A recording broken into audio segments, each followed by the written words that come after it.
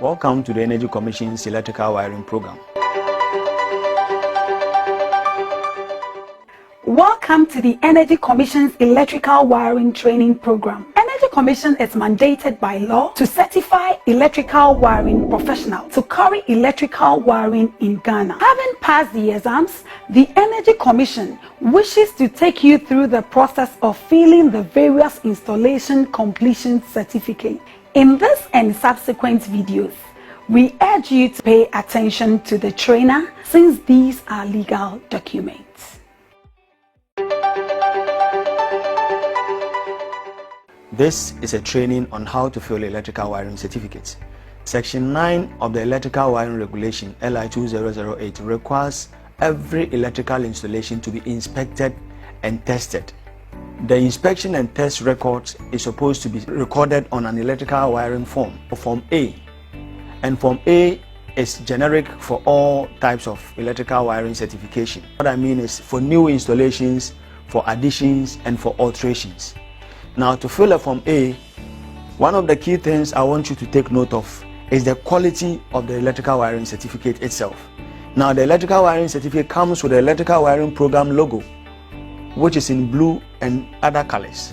And then we have another logo, which is a hologram, which comes in a silver colored. The electrical wiring certificate comes with two logos, one in a normal colored and one a hologram. The hologram is in a silver form. Any certificate that comes without a hologram is deemed not authentic. Every electrical wiring certificate comes with a specialized serial number. And in this case, you see the 0762451.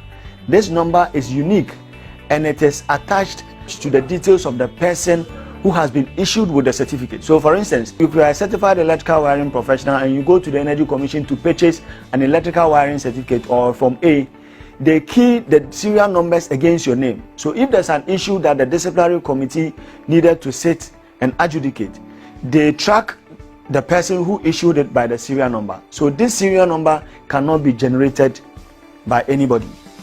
So for electrical wiring professionals, I encourage you to keep your forms as safe as possible to prevent people from tampering with it. The title of the form, as I stated earlier on, is Electrical Installation Certificate, Form A.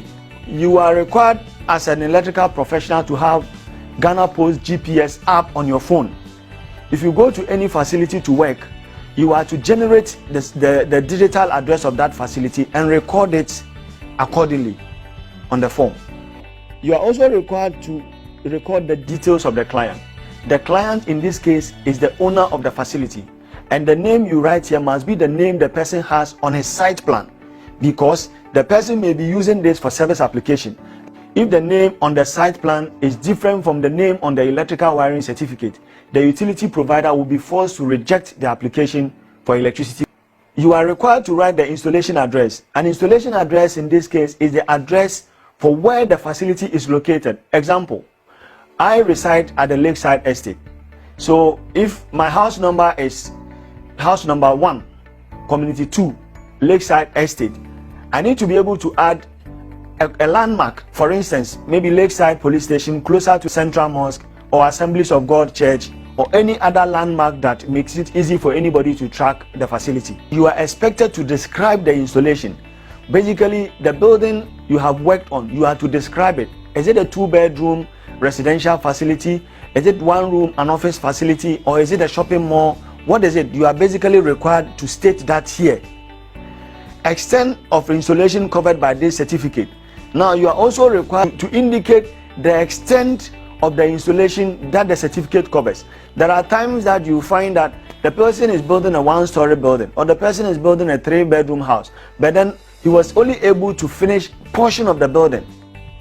Indicate the portion of the installation that you have actually wired. For instance, it's a 3-bedroom house. Person finishes the living room and then one of the bedroom. The electrical installation certificate covers the living area and one or the master bedroom only. If the space available here is not enough for you to record whatever you want to write, you can continue on an extra sheet and indicate the number of sheets that you have included. So let's say, for instance, you included 1 sheet, you just write 1.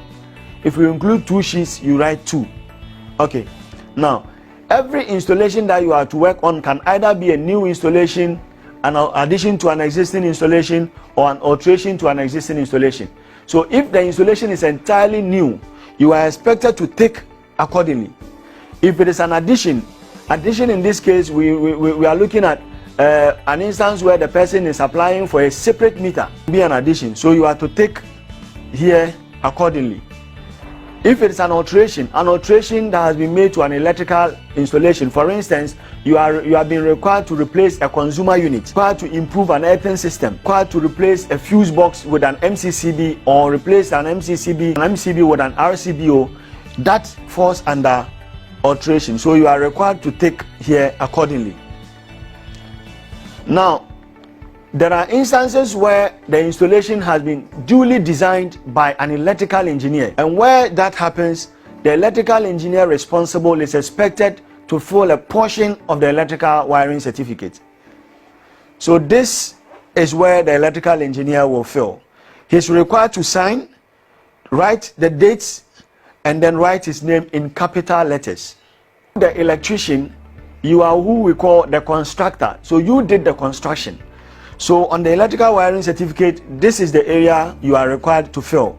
You are first of all required to sign, you write the dates, and then you write your name in capital letters. And then the inspector who do the inspection and testing of the facility will also sign, dates, and then write his name accordingly.